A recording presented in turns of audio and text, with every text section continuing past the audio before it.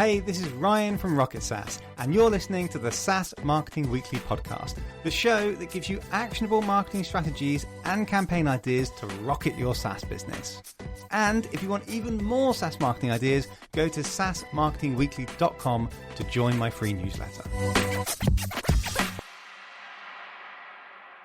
Hello and welcome to SaaS Marketing Weekly with me, your host Ryan, the founder of Rocket SaaS, and today we are talking about case studies.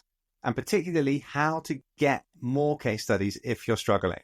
You could be struggling because you don't have any customers yet, because you're very early stage, or you could be struggling because you get a lot of objections from customers saying they can't be bothered, they don't have the time, or maybe they're in a sensitive industry like insurance or finance, or they're quite big brands and they're just not willing to give case studies because of all that compliance stuff. So we're going to cover all of that today because case studies are so important for the marketing funnel. They sit perfectly in the middle of the funnel. If you grab people's attention, they understand who you are, what you do, how you benefit them. They're thinking of maybe booking a demo or doing a free trial. It's the case studies that is going to push them over the line. It's going to get them moving towards the bottom of the funnel. They are so critical. And I see so many SaaS businesses just not having enough or not having any, or just kind of getting case studies as and when they've got the time, and not many people do have much time, so they just don't put as much effort into them as they should.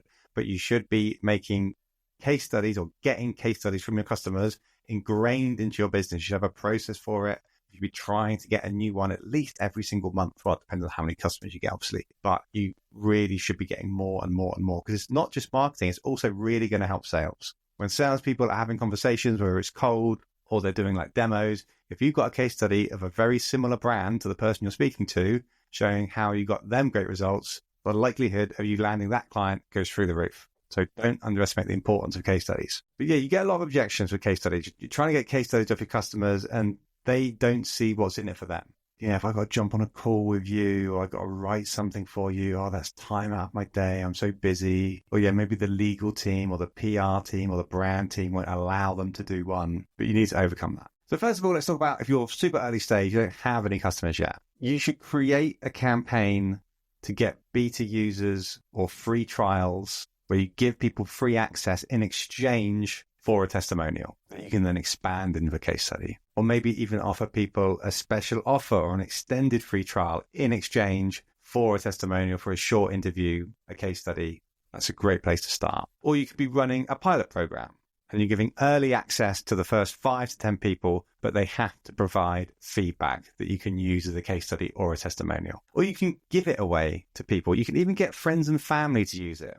As long as it's totally not unethical and they genuinely are using it, if they get value from it and they think it's a great platform, then they can give you a case study or a testimonial. Or let's say that you have the common problem that you do have customers, but you're really struggling to get buy-in. You're really struggling to get them to participate in giving you a case study. The best thing that you can do is make it easy for them, where you offer to write the case study for them and they just approve it. And same with testimonials. You would think that people would have the time just to write a couple of nice sentences about you. But when you ask people to do that, they often don't. So go back to them and say, look, how about I just write something for you? Can I just say something like this? Are you okay with that? 9 times out of 10, they're going to come back and go, yeah, that's fine. And also the beauty of that is you get to write it how you want to write it. You can also think about incentivizing them. You could perhaps offer them a small discount, maybe not 10% off their next monthly fee if they did a case study testimonial. And if you've got that issue where you're just not allowed to publish the company's name, then you can do it anonymously. That's obviously the last resort. Case studies are so much better when you can use the logo and use the real information about the company. But if you are dealing in a sensitive area, then you can just write the case study without naming names. And as long as you're not revealing any sensitive information, you can do that totally on your own. You don't need to get buy-in from them. You say, we had a client in this industry, they were struggling with this. This was our solution. These are the results that we got them. As long as you keep it relatively high level, then you can do that. Another incentive for people is the SEO incentive. So if you write a case study, you put it on your website, and then you have a link to your client's website, that's good for their SEO. That's another backlink. So there is always incentive for them when you give a backlink. And when you are writing a case study, you want to go with the format, the problem, the solution, the result. So the problem should be, what challenges did the customer face before they met you?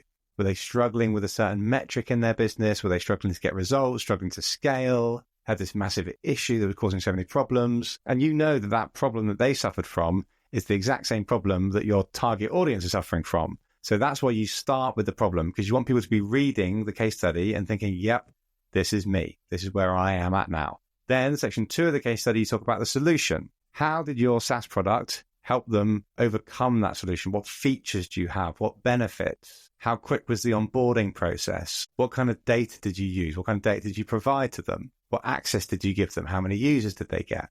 How did it integrate with their other systems in their business? Just describing what your solution was for them. Then the final section is the result. So try to be specific, try to show quantifiable improvements. With case studies, I love facts and stats. If you can say that this company reduced their employee churn by 17% since working with us, or they reduced their customer support ticket time by 2 minutes on average. Or if you can't get specific and granular about particular metrics in the business, you could zoom out and you could go, since working with us 2 years, this company has scaled from 5 people to 28 people. They've been on a massive growth journey, and part of it is thanks to us. So always try and extract those facts and stats. What I love about case study pages, not like an article page, but when you're looking at the case study page on a website and you can see like a grid of, say, 10 different case studies, the header, I like every single header to have a stat in it, a fact or a stat. This company grew by 15% since working with us. This company decreased their ticket response time by 2 minutes. This company, blah, blah, blah. Because they're so eye-catching, those numbers, those facts and stats. And then also, if every case study came with a video testimonial from one of your clients, that's gold standard. So I know it's harder to get your clients to jump on a call, but hopefully some of those incentives that I mentioned earlier should really help this happen. But your case study, if it can have a video of someone just being interviewed by you, going through all those things, problem, solution, result.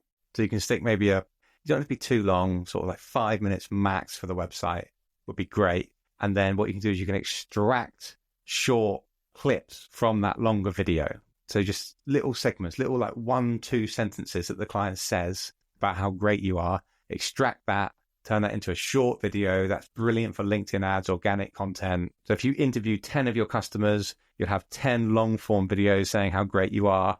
And if you took 5 snippets from each of them, you've got 50 little snippet videos to be shared on LinkedIn ads and organic pages, uploaded to the website. You've just got a ton of great case study, testimonial, middle of funnel content. And when you've got all of that, you want to be filtering your case studies and testimonials throughout your marketing. So the homepage, you have like a trusted by and then list all of the companies. There's like scrolling logos. You've seen them a million times on websites. Obviously, upload the case studies, articles to your website. On your homepage, and maybe even all of your pages, near the footer at the bottom, have a row of 3 of your best case studies, or alternate them, ideally, so people don't just see the same ones every time. Because you want people to be browsing around your site, getting an understanding of what you do, getting an understanding of pricing, and then reading case studies. That's a typical journey you want to see people going on. So therefore, having links to case studies on the bottom of all of the main pages, like the feature pages, home pages, pricing page, is a great way to keep people browsing through the site and thinking, yeah, I like the sound of these guys. I'm going to book a demo. Also, ads I've already mentioned. So video ads is great on LinkedIn. Extracting quotes from the case study and testimonial, having those as like static image ads are brilliant. Organic posts as well. Also, sales are going to love this sort of thing. Sales people, when they're doing emails, they love to say, hey, this is our solution. We help this company achieve this result. How about we chat about how we can do the same thing for your business? Classic cold outreach. Also landing pages, email marketing, basically all of your marketing and a lot of your sales as well. Case studies can just really add so much value to that content. So there you have it. That's a quick pod about case studies, how you can get case studies if you've been struggling to get them. Also what the format should be for a case study and how you should distribute your case study throughout your sales and marketing to get results. Because like I said at the top of the pod, case studies are so important for the growth of your SaaS business. They are not to be overlooked. So good luck gathering your case studies. If you do find you've got an issue with resources at your end, you don't have enough resources in your marketing within your business, so you don't have the time to be interviewing your customers, writing case studies, designing them, uploading them to the website, creating the ads, creating sales decks with the case studies within them, you can speak to me and my agency, Rocket SaaS. We would become your marketing department. Or if you've already got a small marketing department, we become an extension of your existing department to give you more resources. And case studies is one of the many things that we focus on. We create you a SaaS marketing strategy. We create content like blogs and case studies and videos. We boost all of it with LinkedIn ads and Google ads. We build lead magnet campaigns. We improve your website to get better conversions. and we help you scale your SaaS business with proven marketing tactics and campaigns. So if you're interested, go to rocket-saas.io. You can book a free marketing strategy call with me, and hopefully I'll see you there. Otherwise, I'll see you next week on SaaS Marketing Weekly.